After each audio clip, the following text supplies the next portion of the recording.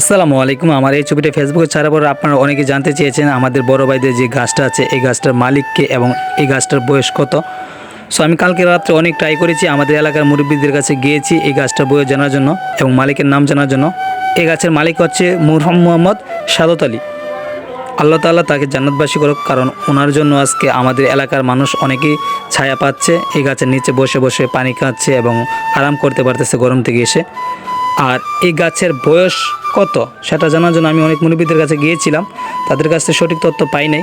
So আজকে রাত্রে আবার যাব, গিয়ে সঠিক তথ্যটা খুঁজে বের করবো ইনশাআল্লাহ।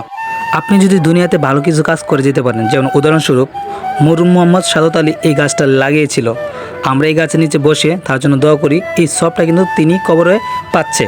এই গাছের সাথে কিন্তু একজন মামা, আমাদের পশ্চিমপাড়ার মামা, একটা কল বসিয়েছে মানুষের সেবা করার জন্য বা পানি খাওয়ার জন্য, তার জন্য আমরা মন থেকে দোয়া করি। এবং এই গাছের সাথে কিন্তু আরেকটা গাছ লাগিয়েছে নতুন, এখন এটা লাগিয়েছে মোহাম্মদ বিল্লাল মিয়া, আমাদের তালুই লাগে, উনি লাগিয়েছে। আমরা সকলে আপনাদের জন্য মন থেকে দোয়া করি। আসসালামু আলাইকুম।